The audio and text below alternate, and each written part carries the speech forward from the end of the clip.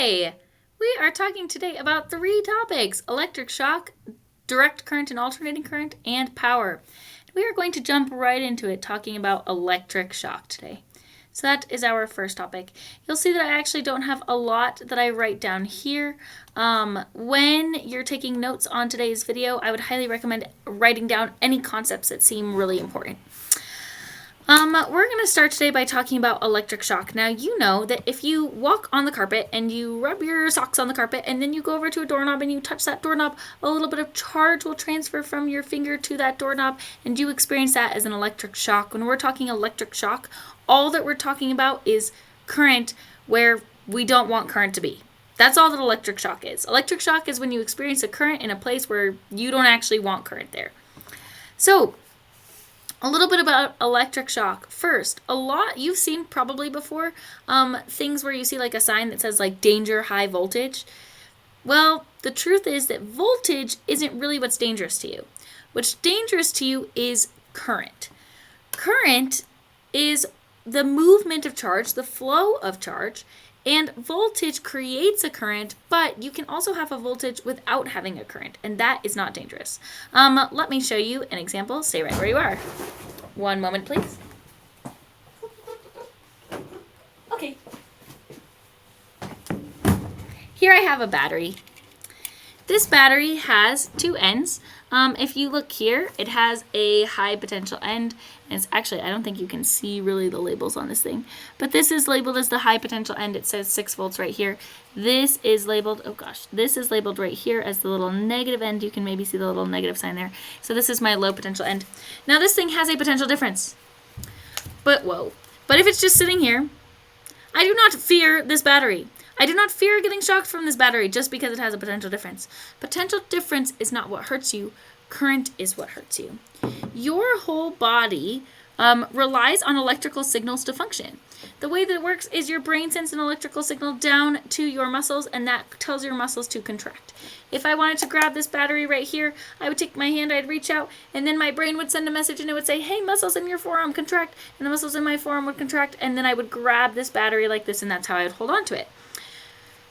Your heart is also a muscle. So your brain sends signals to your heart that says, and every once in a while it sends a little current, and that little current tells your heart, contract.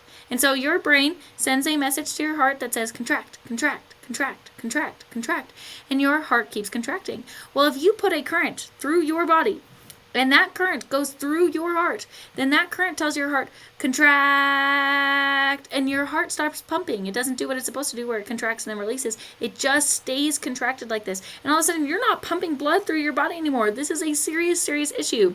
This is why electric shock can be very dangerous, is because your body relies on electrical currents in order to send signals. You've also probably heard of this phenomenon before where someone will hold on to a source of potential difference, hold on to a current source. When they hold on to that current source, it'll cause their muscles to contract, and they won't be able to let go of the thing that's shocking them because it's making all of their muscles contract and sending a signal to their muscles saying contract. And so they actually can't let go of the thing that's shocking them. So you can see why electric shock could be very dangerous. Depending on where the current flows, it could be more dangerous or less dangerous. If the current's flowing through your heart, that's obviously more dangerous than if the current just flows through your finger. So these are all examples of electric shock, and we should probably be aware of what causes electric shock so that we know what protects us from it. Electric shock, you know, is caused by current. And you also know that current is equal to delta V over R. That's a little bit of Ohm's law right here. That means that current is going to depend on 2 things. It's going to depend on your potential difference, and it's also going to depend on your resistance. Now, looking at this thing here, we're going to start by talking about resistance and how resistance can help you in electric shock situations. And then we'll talk about voltage and how potential difference works in electric shock situations. Let's start by talking about resistance. Your body actually has a very great natural defense system against electric shock, and that defense system is your skin. Your skin has a very high resistance, somewhere of the magnitude of like 1,000 ohms, I believe, but don't quote me on that. But that's what I think it is, something in that sort of range. So here's what you can do. Take a little battery like this, take your finger and place it against both ends of the battery, and you will find that you are totally and completely fine.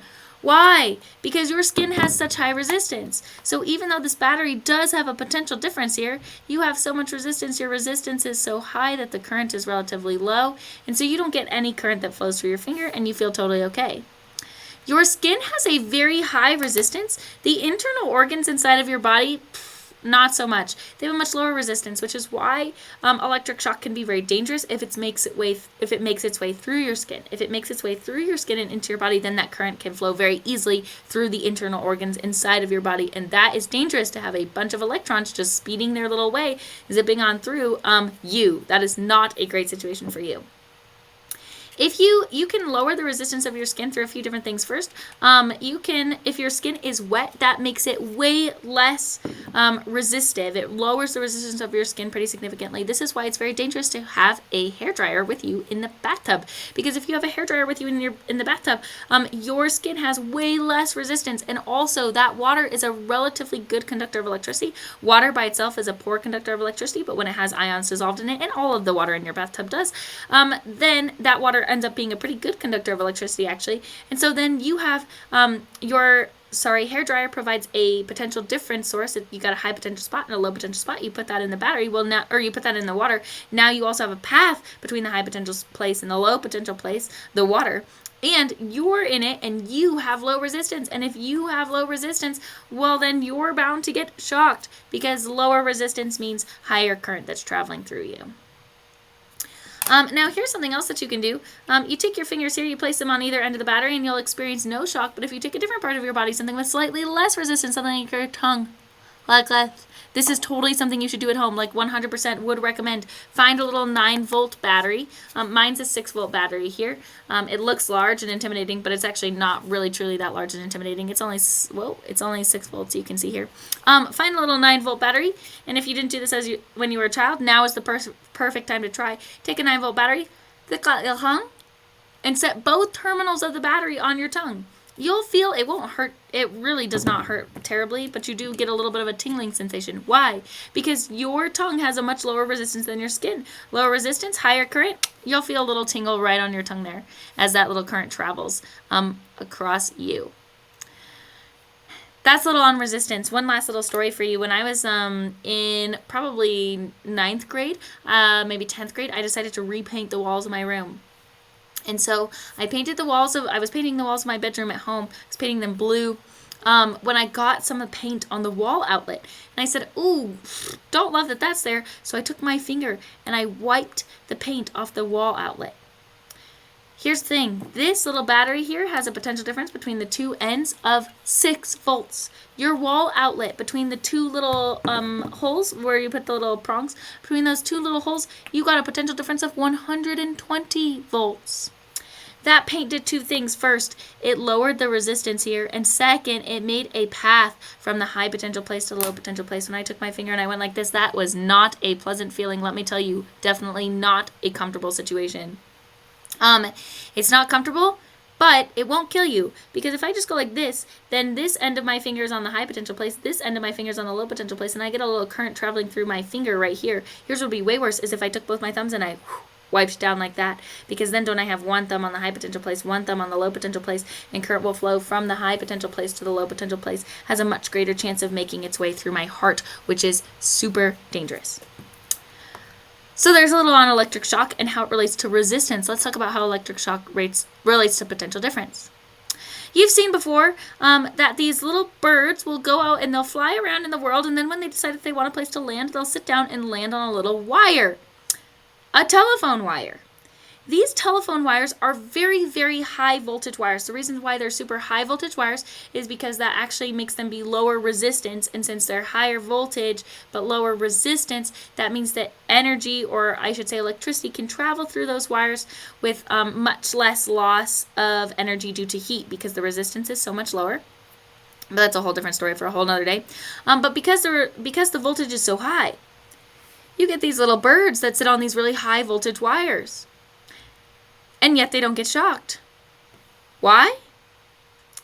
Because there's no potential difference. Let me show you a picture.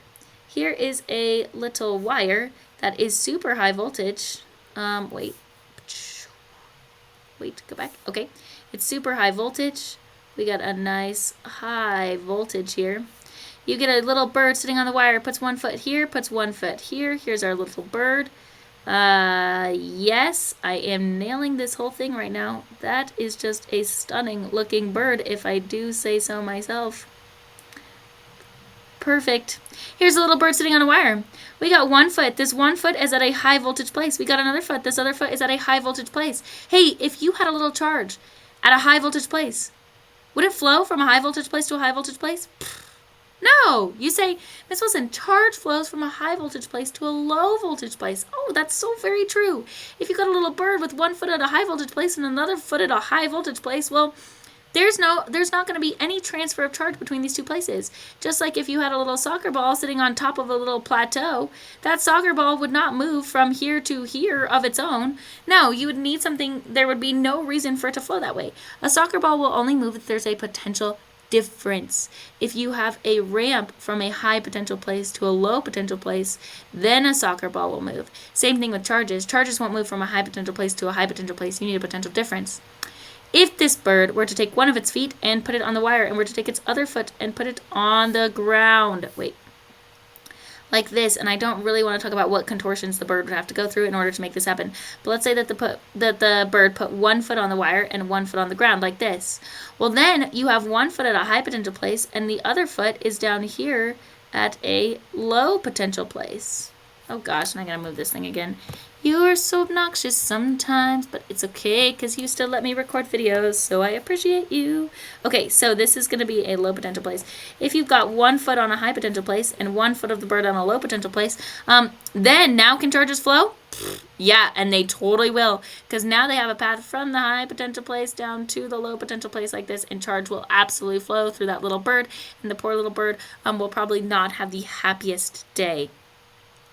Hey, this means that if you wanted to grab a telephone wire with both of your hands above your head and your feet off the ground, you'd be totally safe. Why? Because that air's a nice insulator. So charge will move to you, but then after that has nowhere to go to, and you're at a high potential place. Now the wire's at a high potential place, so everything's at a high potential place. If everything's at a high potential place, well, yeah, you'd be nice and safe. But here's what you would not be safe if you did. If you took your hands on the wire and then you put your feet on the ground. Now all of a sudden you're connected to a high potential place and a low potential place. If you're connected to a high potential place and a low potential place, well, charge will flow from the high potential place through you to the low potential place, and that's uncomfortable for you.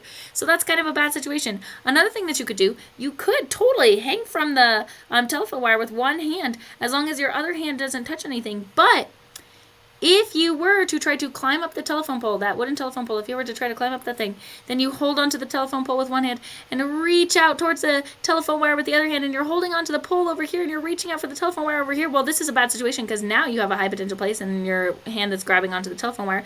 You have a low potential place on your hand that's holding onto the pole, and whoop, charge will flow right through you. So, the net story is you can hang on to the telephone wires, just do so safely.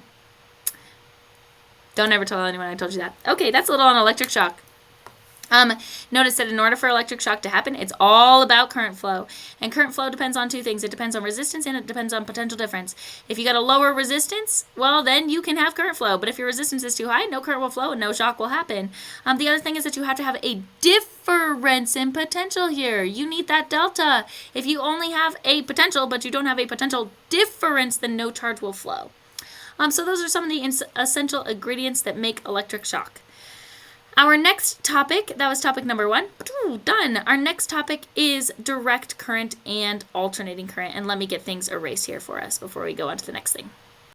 Okay, now that we got things all nice and cleared up here, we are going to talk about direct current and alternating current.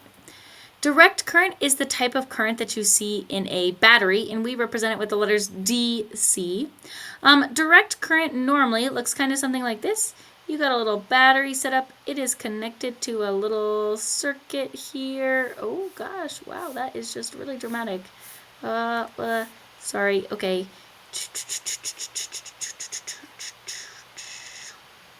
Okay, well, that's also not great, but okay, you get the gist. So you have a little battery here. It's connected to a little resistor like this, and you have current that flows through this way. In direct current, the direction of the current is always the same.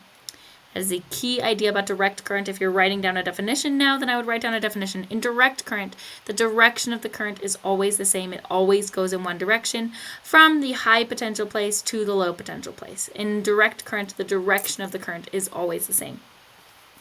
Here's kind of how it works, is that you get current that flows around this circuit.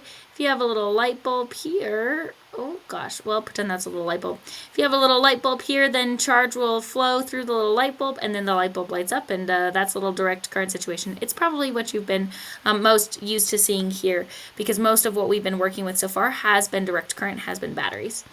Now, a lot of students have this really common misconception that in order for this light bulb to light up, it has to wait for the little electrons to make their way out of the battery here, out of the negative side of the battery, and to slowly, very slowly, gradually make their way up to the little light bulb. Then they say when the little light bulb gets the little electrons to it, well, that's when it lights up. That is not actually true.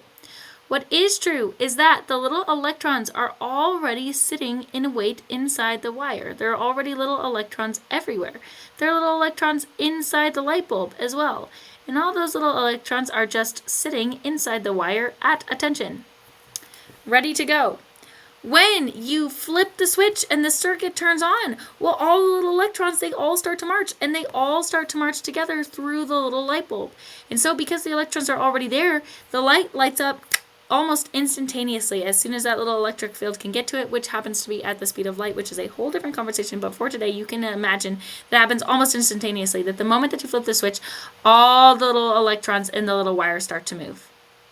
And so it's not something where you have to wait. It's not like one electron is being pumped all the way around the circuit back to the battery. It's that each little electron is marching forward. Now, it is worth noting that the speed of the electrons, the relative speed of the electrons in a DC kind of circuit set up like this is actually relatively slow. Those electrons aren't really moving all that fast. Now, the random motion of electrons is very, very fast. Electrons just kind of randomly, because electrons are kind of zippy-zapping about all the time. Those electrons are moving about very, very fast randomly. But their drift speed, or how fast they're marching together in one direction through the wire, is actually very, very slow. It's normally of the magnitude of something around, and it varies a little bit depending on the current, but it's something like times 10 to the negative third meters per second. Not very fast at all. What that means is that these electrons, it's kind of like if you took kids on a walk.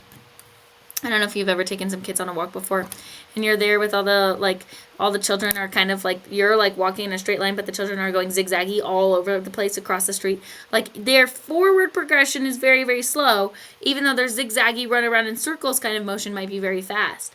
That's the same thing with their electrons. These electrons, they can kind of zigzag around very fast, but their one direction motion is very slow. Something like times 10 to the negative third meters per second. So really not that quick at all. And the little electrons are marching around the circuit. And that is kind of the idea of direct current. Now, alternating current is slightly different. We'll talk about how we make alternating current when we get to generators, like literally like next unit. But for today, all that you need to know is that alternating current occurs when the direction of the current is alternating, when it's going back and forth and back and forth and back and forth and back and forth.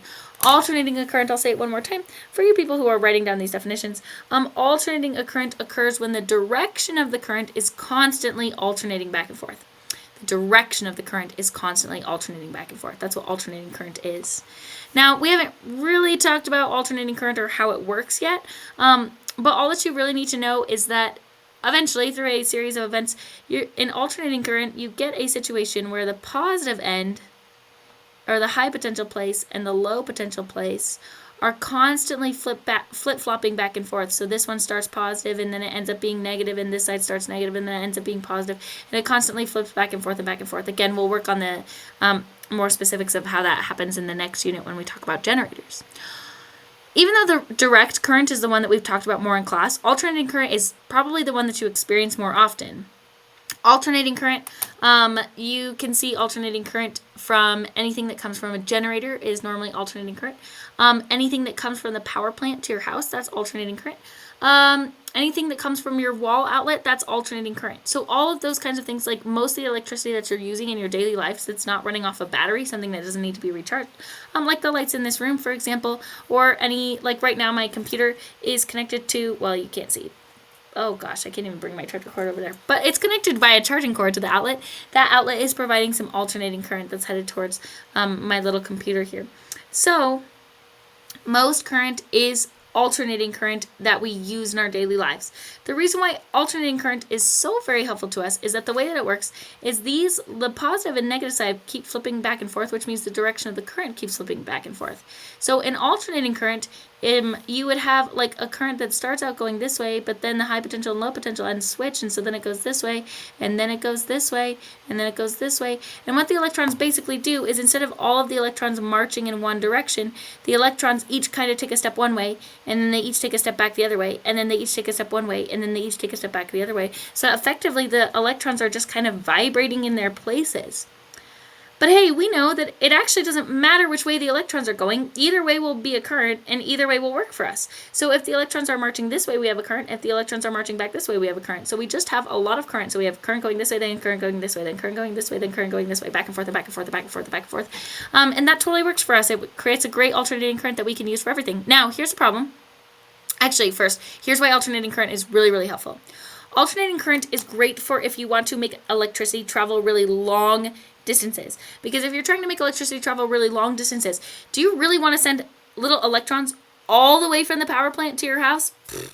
No, you don't want to send a little electron on that long of a journey. It's way easier to just say, hey, little electrons, why don't you just step to the side a little bit, and then step back to the side a little bit, and then step to the side a little bit, and then step back to the side a little bit. You get way less loss of energy, way less energy is dispersed or lost if you use alternating current than if you're trying to send one little electron all the way from the power plant to your house. So it's really, really good for delivering electricity over really, really long distances. That's one thing alternating current is great for. But here's the problem with alternating current is you could probably imagine this sort of situation where if the electrons are stepping back and forth, if an electron steps this way, well then when it gets to right here, it has to turn around and go back the other direction. So if an electron is moving this way, it has to stop, turn around, and go back the other direction. Then when it gets over here, it has to stop, turn around, and go back the other direction. Then when it gets over here, it has to stop, turn around, and go back the other direction. That means that every time the electron changes directions, the electron is stopping, which means that for a short moment, here and here and here, we actually have no current in the wire because the electron is not moving when it turns around. This means if you had alternating current connected to a light bulb, when all of the electrons are moving, the light bulb would light up. When they stop to turn around, the light bulb would go dim. Then when they start moving again, the light bulb would light up. Then when they stop moving here, the light bulb would go dim. Then when they start moving again, the light bulb would light up. Then when they stop moving again, the light bulb would go dim. So what you would have is you would have a flickering light bulb. And it turns out that all alternating current, if you connect a light bulb to an alternating current source, that light bulb will produce an alternating light. In other words, that light will flicker on and off and on and off and on and off. But you said, wait a second, Miss Wilson, you said that these lights in this room right now were alternating current. And you said that the lights in my house were alternating current. And I'm just not seeing that those kind of lights are flickering. Try this. Here's an experiment for you. When you, the next time that you're near a light and you have a lamp turned on, take your little phone camera, put on your phone camera onto the slow motion mode, and take a video of the light, record a video of the light in slow motion. What you'll see when you play that video back is that you can actually see the light flickering when it's in slow motion mode. The reason why you can't see it in your normal everyday life is because what all the power companies have done is they've made that alternating current go back and forth and back and forth and back and forth so fast that your eyes can't actually detect it. So the alternating current in the US, the alternating current is 60 hertz, which means that the little electrons change directions 60 times every second, which means that the lights that are in this room right now are flickering 60 times every second. That is a lot of times a second, which means it's so fast, 60 times every second, that it's actually faster than your eye processing speed.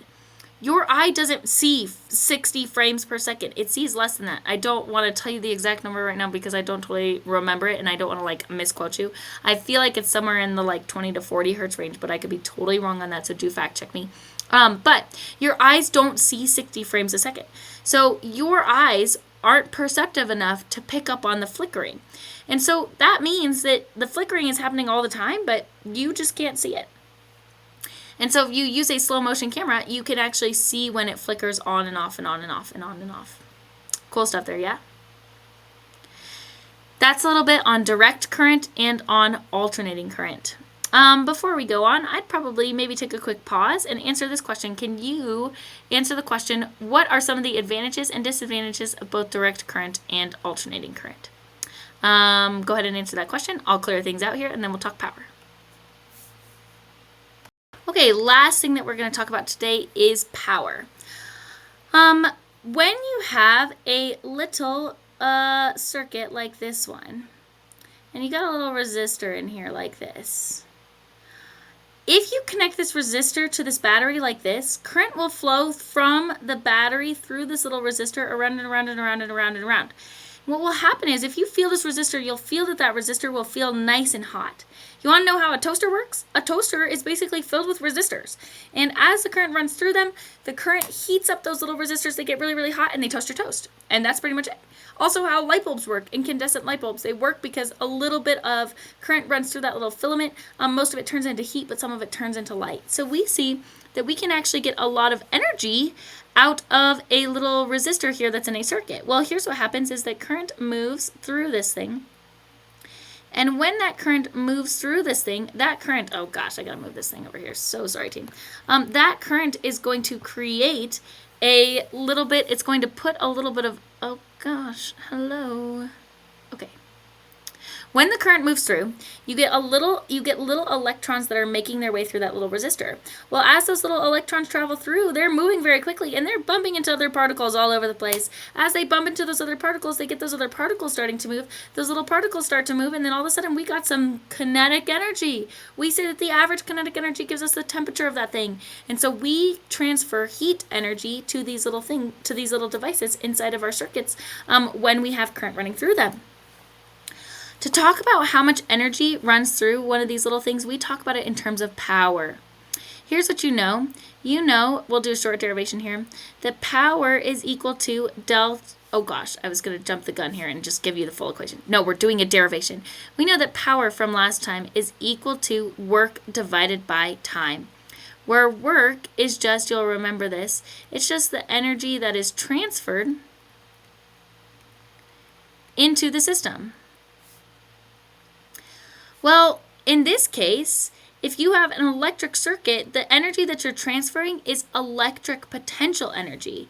You see, you started out with little electrons sitting over here and they didn't want to be there. They had a lot of potential energy. They start to move. So their potential energy then becomes either kinetic energy or it becomes heat. So what you have is the energy that's transferred is actually this change in electric potential energy that used to be stored in the battery but now is turning into energy as it flows through that little or turning into another form of energy as it flows through that little resistor. Well, you'll also remember from when we talked about electric potential that electric potential is just electric potential energy but without the Q. That looks oddly V-like, but this is a U. Well, that means that electric potential energy is electric potential but with the Q. And so if we want to plug that back in over here into this equation, we get that this is delta V times Q all over delta T, where delta V would be the potential difference between either end of this resistor and Q would be the charge that flows through this resistor in a certain amount of time T. Well, hey, you'll recognize that that Q over delta T is something that you already know. It's current. And so that gives us that power is equal to V times I. And this equation is most certainly worthy of your bag of tricks. Here's what it means. It means that the power or the amount of energy that's being used by this little resistor here, either like turned into heat or sent out into the world as light if it's a little light bulb, sent it out into the world as light and heat if it's a light bulb, or if it's something else, like if it's your little toaster, the amount of energy that's being sent out is heat. The amount of energy that's being sent out per time is equal to the voltage drop across that little device, delta V, times the current running through that little device, I. Now, there are plenty of other iterations of this equation. For example, you know that delta V equals I times R. That's Ohm's law. If I wanted to get rid of the delta V in that power equation, I totally could. I could say that power equals I times R, which would give me this equation that power is equal to I squared times R, where I would be the current in the device and R would be the resistance of the device. That's one version of this equation. Here's another one. We know that I is equal to delta V over R. So that means that power is equal to delta V times delta V over R. And that gives you that power is equal to delta V squared over R. Both of these equations, power equals I squared R here, and power equals delta V squared R here. Oh no! Power equals delta V squared over R here. These are both good equations, but they are not our original equation. Our original equation is power equals delta V times I. So anytime you want to use these equations, totally great, you can use it. You just have to derive it using Ohm's law. And you'll also recognize that this one is much more reminiscent of the song that you learned when you were a child and your mom was tucking you into bed at night and she sang you your favorite science nursery rhymes.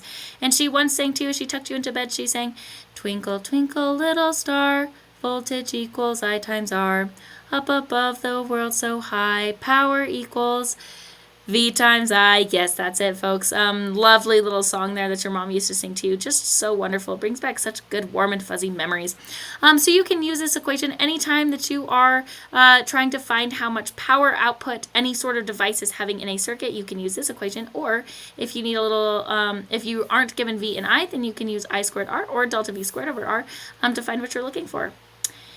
And that is power, which is pretty much all for today, folks. Thanks for listening in today. We talked about electric shock first and how electric shock is all about current and how current relies on resistance and potential difference. Then we talked about direct current and alternating current, the difference between the two. In direct current, the current always goes in one direction. In alternating current, it goes back and forth, and so you get flickering lights.